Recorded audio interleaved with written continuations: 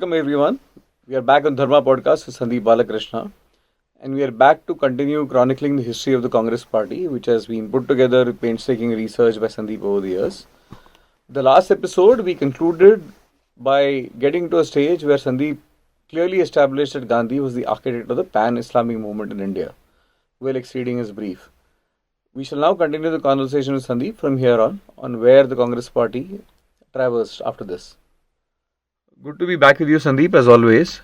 So let's continue from where you ended last time about Gandhi and how he established himself as the architect of the pan-Islamic movement in India.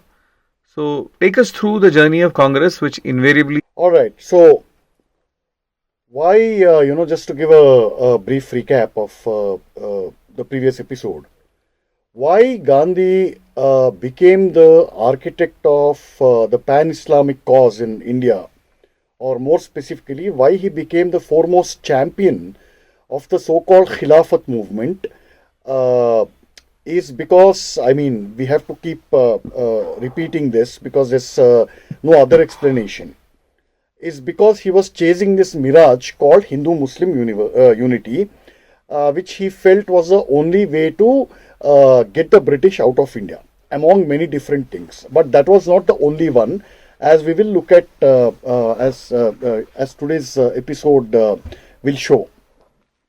Now, when you say the architect of pan-Islamism in India, there are several threads that are involved in this, and all those threads, we will see how all those threads have a direct impact on the socio-political and even economic condition of India even today.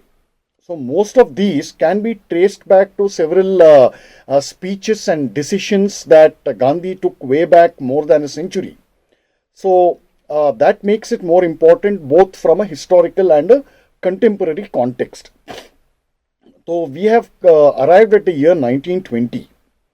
And even as in the previous episode, we left at a juncture where Mohandas Gandhi, even as he was drafting this non-cooperation movement resolution, when you say non-cooperation movement, it simply is a disguise for Gandhi's all-out support for the Khilafat cause.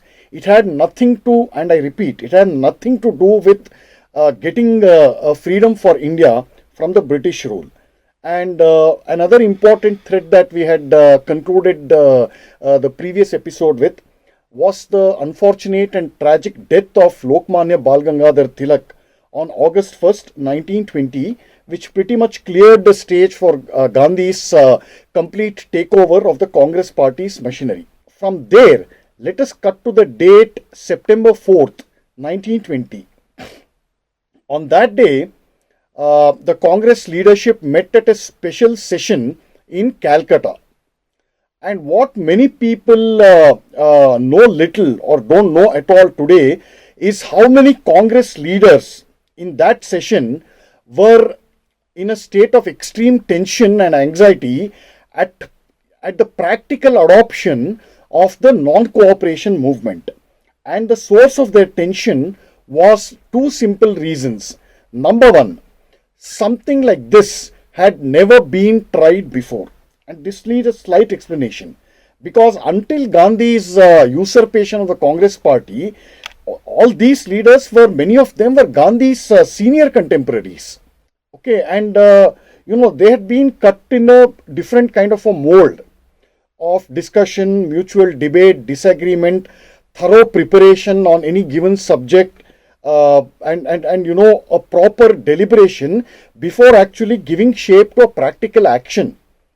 So something like a non-cooperation movement on the lines that Gandhi was proposing, basically this nonsense about adopting the Khilafat movement of Ali brothers. Basically, it was Khilafat was a pet project of the Ali brothers, not of Gandhi or the Congress. So these people were really tense, what's going to happen. And reason number two was that it's related to reason number one, is that all these leaders were unsure of the practical and the grassroots consequences for this what you call unqualified, unconditional support for the so-called Khilafat agitation. It is one thing to adopt and pass a resolution and entirely another thing to make it into a mass movement. Who will execute a mass movement? The masses of people, na? Who have believed your leadership, who have believed, that you're fighting for a just cause, who have been led to believe that this is actually one part of a great struggle to throw the British government out of India. So you never know. Look, this is a genie in the bottle. You have to be very, very careful, before you uncork it. Before you do this. Okay. But finally, these leaders, as anxious as they were, they simply supported it because they blindly trusted Gandhi. By which time, like I mentioned in the previous and earlier episodes, that the path had pretty much been cleared for Gandhi to assume dictatorial control of the Congress party. There is a beautiful saying given by I think a journalist of that time. So apparently Chittaranjan Das, who had strong disagreements with Mohandas Gandhi, by the way. Okay. Chittaranjan Das was also a very powerful leader in the Congress party at that time. So there is a beautiful anecdote given by a journalist. It says that Gandhi's irrational and impromptu and on the spur decisions and his whole sainthood and this whole aura of Mahatma that infuriated Chittaranjan Das. So this journalist says that C.R. Das came to the meeting to scoff at Gandhi, but stayed back for prayers. So this was Gandhi's hold. It's quite remarkable. And anyway, so coming back to this special session in Calcutta that took place on September 4th, 1920, this is the exact wording of Gandhi's resolution for the Khilafat cum non-cooperation movement, and I'll give a few excerpts from what he read out. That resolution basically, quote, in view of the fact that on the Khilafat question, both the Indian and imperial governments have signally failed in their duty towards Mussalmans of India, it is a duty of every non-Muslim Indian in every legitimate manner to assist his Mussalman brother in his attempt to remove the religious calamity that has overtaken him. Close quote. I mean, look at the wording, Parag. It is the duty, it seems, duty of every non-Muslim Indian to assist his Mussalman brother. Where is the brotherhood coming from? The appeal to brotherhood, the claim of brotherhood is being given by Mohandas Gandhi, but not from the other side. Not from the side of the Ali brothers. It's a unilateral wish. Unilateral. I mean, this is amazing. And what is also largely unknown is the fact that the fiercest opponents of this resolution, with its complete working, within the Congress party, the people who most severely opposed Gandhi's resolution was Chittaranjan Das, Bipin Chandrapal, Annie Besant, Madan Mohan Malviya, and take a wild guess of another prominent name who opposed this resolution by Gandhi in Calcutta. Take a wild guess. Nehru. No. His name is Mr. Barrister Muhammad Ali Jinnah. Who he himself opposed? Yeah. And among all the powerful and so-called eminent Hindu leaders in the Congress party, only Motilal Nehru supported Gandhi's resolution. Look at this man's foresight. He had understood that, the kind of power that comes by supporting Mohandas Gandhi's dictatorship. Anyway. On a lighter note, I was close. It was a Nehru. Yeah, it was. And finally, the resolution, despite all these opposition, it was finally passed in Gandhi's favor, as usual. And this is what R.C. Majumdar, he sums it up beautifully, and I quote, "It was a great personal triumph for Gandhi, for he had already burnt his boats behind him and it may be said he staked his whole political career on the favorable decision of the Congress party. Close quote. This whole analogy of burning the boats behind him dates all the way back to the Roman Empire. One reason for the extraordinary success and the why Rome became imperial Rome, and it built such a fabulous global empire, was rooted in its warfare. So each time the Roman army went out on a war, what it did was it took the boats. His navy soldiers would be in the navy in the boats, and once they crossed over to the enemy territory, the generals would burn all the boats. So you have no way of going back except to conquer. Do or die. As simple. Okay. Look at the motivation. So this is a great analogy, and it is true that what is known as erroneously known as non-cooperation movement, but what truly is Gandhi's obstinate support for the bigoted and pan-Islamic Khilafat movement. That is the true and the most decisive turning point in Gandhi's career. Everything that he did after that, you can trace it back to his decisions taken to support the Khilafat movement. That's a very important point. We'll look at those aspects as we go along. Which also brings up a logical question. What exactly happened that brought about such a radical change in Gandhi? Radical change in Gandhi in the sense that from the time he stepped into India after coming back from South Africa, from that time he didn't make it a secret that I have an innate and an inborn sense of loyalty to the British Empire. Remember the title of one of the previous episodes, that Yes. Gandhi was a most loyal defender of the British Empire. Absolutely. Yes? Yes. So what made him change, so radically from being the staunchest defender of the colonial British Empire to a diehard, who had a diehard spirit of cooperation with the government? From that, what made him make such a U-turn? And I'll come to that in a bit. Luckily for us, Gandhi himself gives us the answer to this question of making a U-turn in a speech in the same special session of the Congress in Calcutta on September 4th, 1920, and I quote his words verbatim. The Mussalmans of India cannot remain as honorable men and followers of the faith of their prophet if they do not vindicate its honor at any cost. Its honor meaning the honor of their faith. The Punjab has been cruelly and barbarously treated, and it is in order to remove these two wrongs that I have ventured to place before this country a scheme of non-cooperation. Close quote, in his own words. Non-cooperation is equal to Khilafat. As simple as that.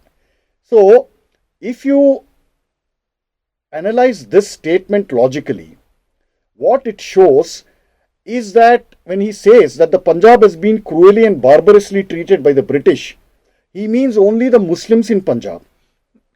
As has been General his war, Dyer right? Rowlatt Act, remember? Yeah. Right? So, but there are deeper threats to this.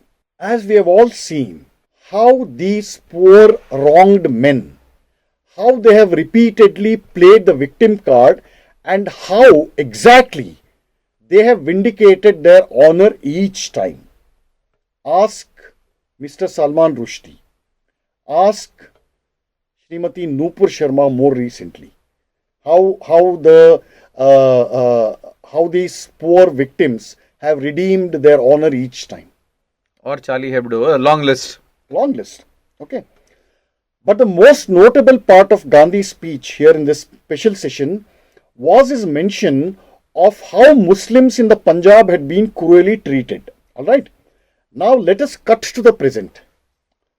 Ever since Pakistan was chopped off from undivided Bharatavarsha or Akhand Bharat, ever since Pakistan was carved out of India, which section in Pakistan continues to wield unchallenged political power? It is the Punjabi Muslims. So you see, Parag, how far back and how deep the links go. It has been more than 75 years since Pakistan has been carved out. In the political leadership, in the army, in the bureaucracy, the hold of the Punjabi Muslim elite in Pakistan remains almost intact. Okay? But for Gandhi's lifelong delusion of achieving an illusory Hindu-Muslim unity, which, by the way, always meant the sacrifice of only Hindus and the concomitant strengthening of the most fanatical elements of the Muslim community, we would have had no Pakistan. Simple. Yes? Sorry, but somehow can't get over the fact that even Jinnah opposed it, and in those days, days. that Jinnah was different. Yeah. Anyway, so you see, every single political dynasty or military dynasty in Pakistan since 1947, all these dynasties have hailed from the Punjabi Muslim elite, a big section of which are also known as Muhajirs. Okay, and the super hit Bollywood movie, remember, Sarfarosh? Yes. There is a dialogue that is put in the mouth of Nasiruddin Shah, which basically says that the Muhajirs who opted to go to Pakistan after partition, these Muhajirs were treated as victims and untouchables. The reality is the exact opposite. But then on that note, we should do a dedicated episode taking apart that extremely trashy, vile and sinister movie some other day. For all of Gandhi's unstinted, vociferous support for the Indian Muslim cause of the Caliphate in Turkey, Mr. Gandhi failed to answer a common sense question. What is this question?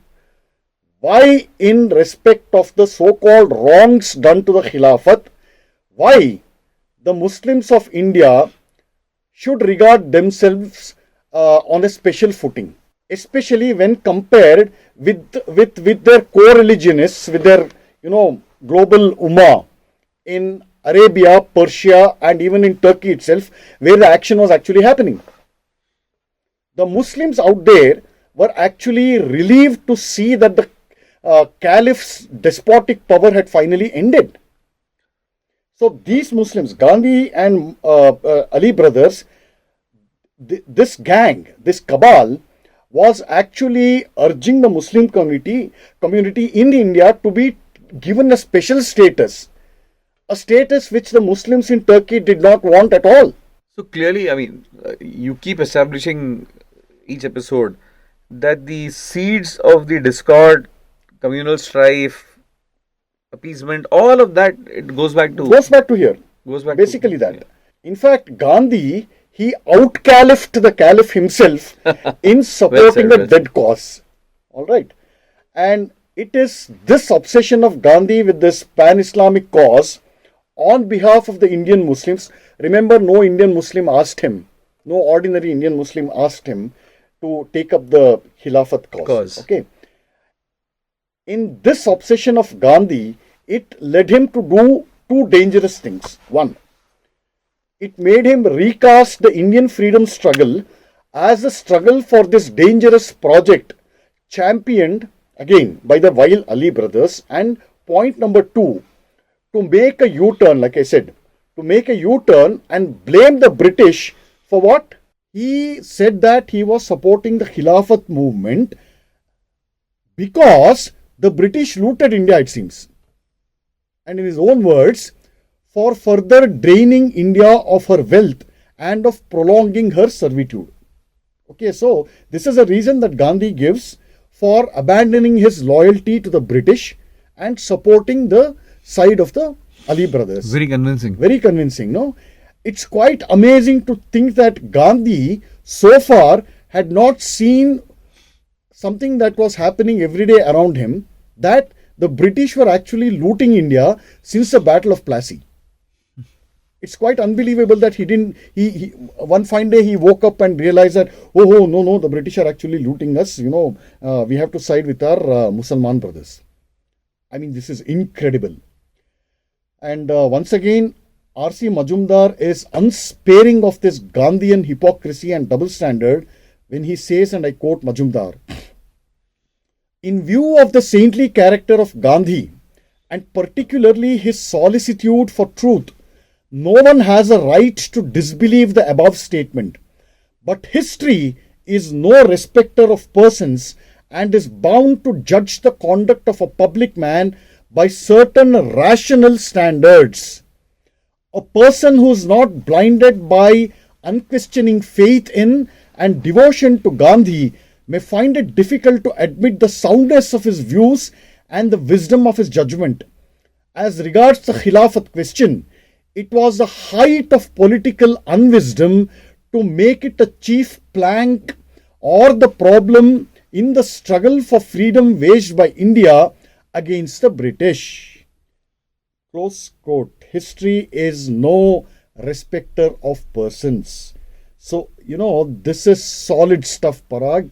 How he says the blunt truth bluntly, in very sophisticated language.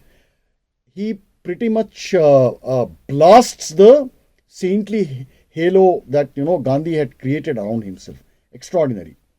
Now, this dangerous U-turn on the part of Gandhi has several explanations for it, but one of the most convincing explanations is rooted in Gandhi's psychology.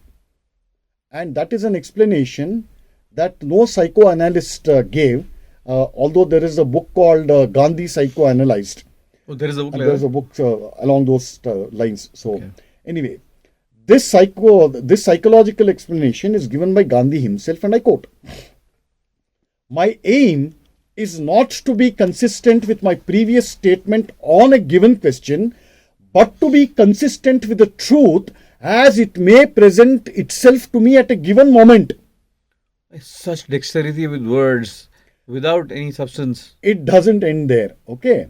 The result is that I have grown from truth to truth, it seems. What the hell does this even mean, Parag?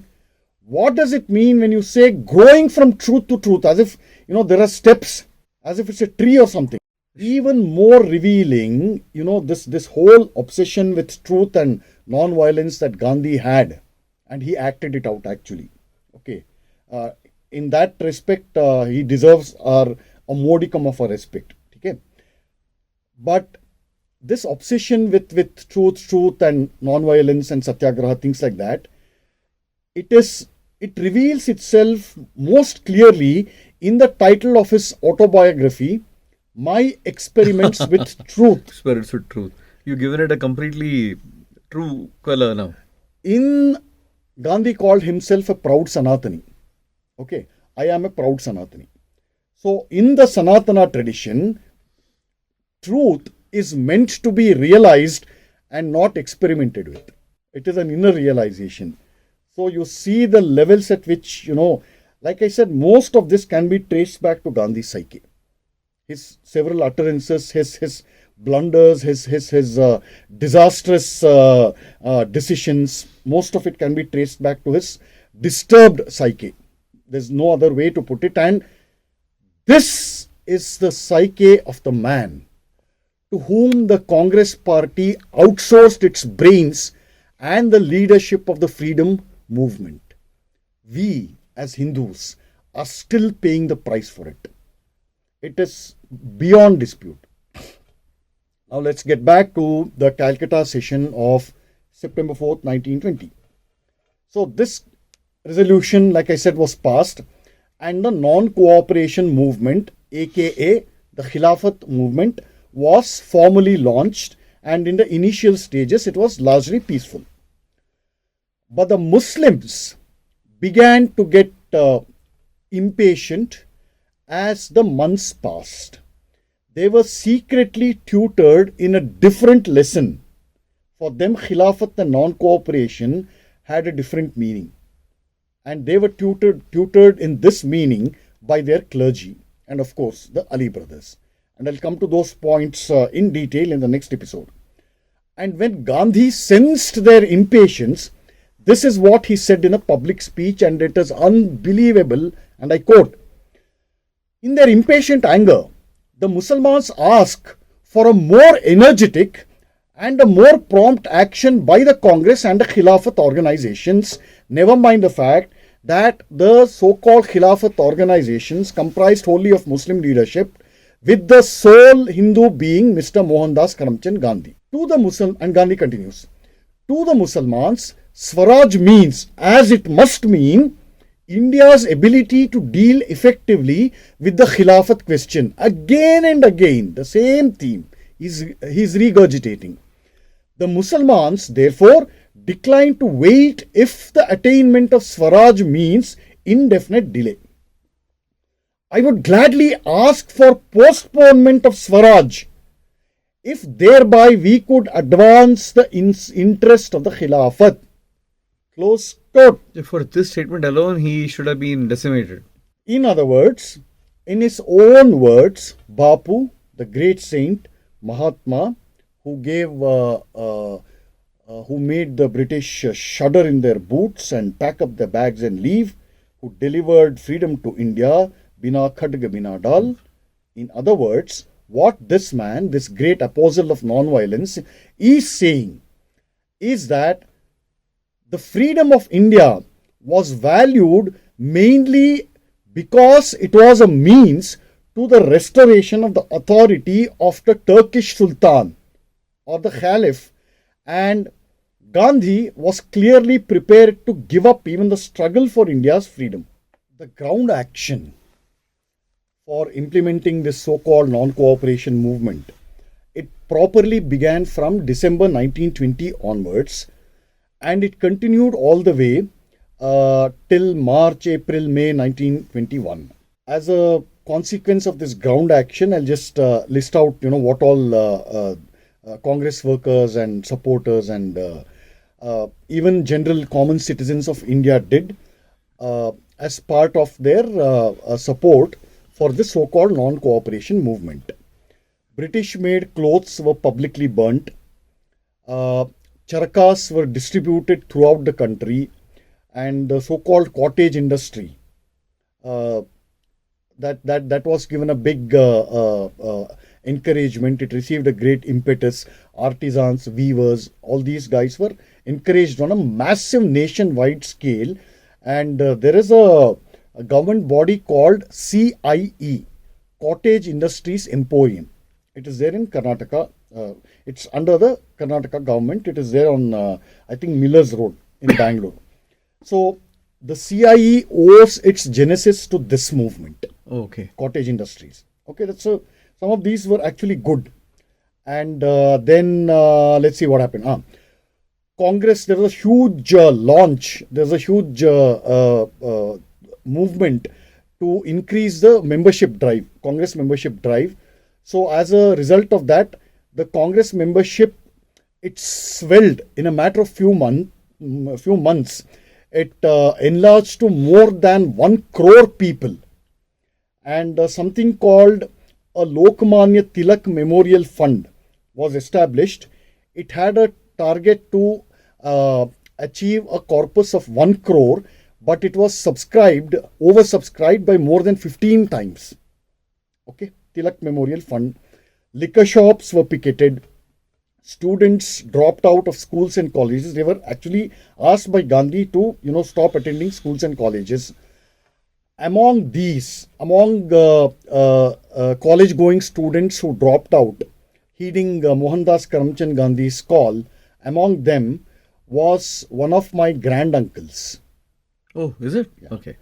Who sadly followed this Gandhian clarion call, and he could never complete his formal education. He pretty much had no career throughout his life, no pension, nothing. And I vividly remember when I was a very small boy, 5, 6, 7, 10, all the way, I still remember very vividly all the stories that he shared of his regret. He said that, I deeply regret following Gandhi. In retrospect, what happened to my life, what it could have been. Very talented man, very talented writer, musician, multifaceted, very highly knowledgeable man. Anyway, after this, Gandhi and the Congress also appealed to Indians who were working in the British bureaucracy at various levels to stop going to work. British courts were boycotted, and Congress set up its kangaroo courts in the form of something called arbitration boards in village after village and town after town, in all their village and town panchayats and municipal boards. So they functioned as, in the new setup, they functioned as quasi arbitration boards. So people, common people could go and get justice there. Thus, these kangaroo courts sound familiar to you, Parag? Does it remind you of a certain Mr. Clean, Mr. Non-corrupt, but now disgraced and out of work Chief Minister of Delhi? Absolutely. Okay, so these guys have a lot to, mine the Congress legacy for, both its ideological moorings, if it had one, but most importantly for its kind of methods and techniques and, political tactics. Anyway, all of this boycotting, picketing, dropping out of schools and colleges, absentee employees, all of this is described as the Great Civil Disobedience Movement, which is also glorified as a great success in our school and college textbooks. Yes, we've been fed that. Yeah, we've been fed that. We all learned it. And for the first time, both Hindus and Muslims participated in it with equal fervor and with great enthusiasm throughout undivided India. And it finally appeared as if Mohandas Gandhi's great lifelong goal of achieving true Hindu-Muslim unity had been finally achieved. It appeared. And this civil disobedience movement, to give it credit, was indeed a success. Okay. But three major questions emerge from it. Question number one: what exactly was the nature of the success of this civil disobedience movement? Question number two: what exactly was the real basis of this alleged Hindu-Muslim unity? Question number three, and this is the most important, is what were the real life consequences of both the civil disobedience movement and this alleged Hindu-Muslim Muslim unity? What were the exact real life consequences for the Hindus? Most important question. The answers to these questions are as follows. Number one, the success of this civil disobedience movement was not a blanket success, but it was a piecemeal success. Because not every Indian heeded Gandhi's call to boycott schools and colleges, to boycott courts. Not every Indian employee of the British government stopped going to work. So it is piecemeal. The burning of British clothes, they were a success. Then to a great extent, the British were actually alarmed when they saw that both Hindus and Muslims have joined hands. Okay. To that extent, this is a piecemeal success, the civil disobedience movement. Answer number two. The basis of the alleged Hindu-Muslim university was artificial, superficial and short-lived because it was built on the quicksand of lies, of a great false portrait, which was the combined creation of Mr. Mohandas Gandhi and the Ali brothers. In other words, it was an elaborate and deliberate act of misleading Hindus. The Ali brothers were very clear. It was the Hindus, who believed that this was actually real. Yeah, but that gullibility was because of their faith in Gandhi. Absolutely. Okay. Now the answer to question number three, which is the consequences of this so-called Hindu-Muslim unity. What were the consequences of this fake unity for the Hindu community? I'll give you three adjectives. The consequences for Hindus were truly brutal, barbaric, and ghastly. And all these things were truly pan-Indian. The alleged Hindu-Muslim unity is not pan-Indian, but the consequences suffered by Hindus were pan-Indian. And they were pan-Indian because they extended across a vast geography all the way from Karachi, Lahore, Rawalpindi, large parts of Punjab, Barabanki in Uttar Pradesh, Jabalpur in Madhya Pradesh, Malegaon in Maharashtra, and finally climaxing with the savage anti-Hindu genocide deep down south in Malabar. This climax is also known as the Mopla genocide of the Malabar Hindus. Let us look at each of these 3 points in the next episode. Now, when I began, I said Sandeep Balakrishna established Gandhi as the champion of the pan-Islamic cause in India. And as this episode concluded with Sandeep, I'll borrow his line. He out-caliphate the caliph himself. To my mind, that line is my key takeaway. And honestly, the title from Saint really needs to change to Caliph now, with whatever Sandeep has brought to light. So thank you, Sandeep, for bringing such stark research, facts on Gandhi and his... With that, we shall continue this conversation with Sandeep to continue to chronicle the history of the Congress Party. We shall be back again soon with Sandeep to take this conversation forward. Thank you for watching Dharma Podcast. Thank you for giving us your support and encouragement. We welcome any feedback and we look forward to seeing you join us again for the next conversation. Please like, share and subscribe so that this content reaches a wider audience. Thank you again.